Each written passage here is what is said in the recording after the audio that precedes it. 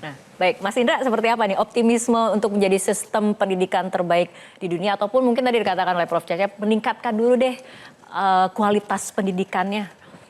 Ya kalau buat saya kembali dulu ke relnya. Sekarang ini kan kita keluar dari rel dan sudah dibiarkan terlampau lama keluar dari rel. Ya kan? Jauh ya Pak Indra? Oh jauh banget, udah nyebur jurang ini kan begitu.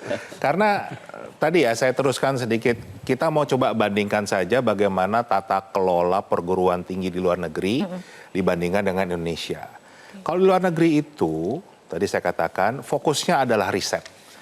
Jadi seorang profesor nih kayak Prof. Cecep nih, kalau mau masuk ke sebuah kampus, itu dia akan datang bawa proposal, ya kan? Dia mau riset apa, sekaligus dana risetnya itu dia bawa juga. Mau dari pemerintah, dari NGO, dari korporasi ya, swasta, dari luar negeri, dari manapun. Nah itu nanti dia baru dikasih kontrak oleh kampus, ya kan?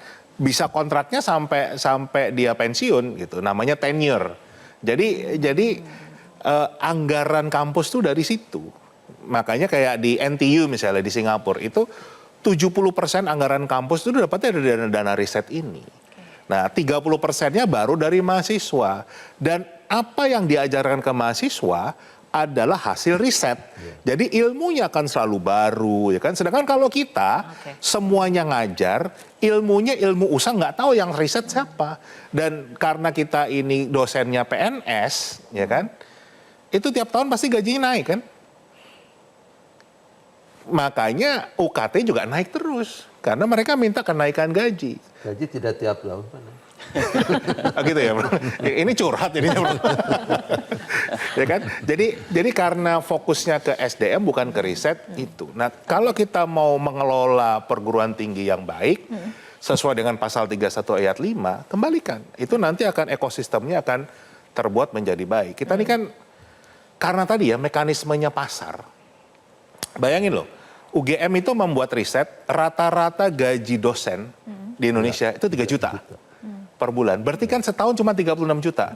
Bayangin sekarang IP ya, uang gedung nih 75 juta ke atas loh. Belum yang kedokteran segala macam 100 juta. Kan berarti dosen nggak bisa mengkuliahkan anaknya sendiri. Itu belum UKT-nya. Kalau UKT-nya itu katakanlah 20 juta gitu. Dia gaji 3 juta sebulan. Butuh puasa berapa lama ini?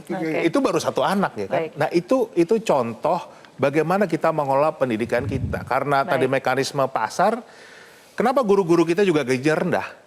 Ini sebabnya karena mekanisme pasar. Kalau pasar itu kan gimana penghasilan tinggi, kos rendah. Itu yang buat guru-guru kita digaji rendah. Karena cara berpikirnya adalah nyari untung. Oke, baik Bapak-Bapak, kita akan lanjutkan kembali perbincangan, tapi kita akan ikuti jeda berikut terlebih dahulu.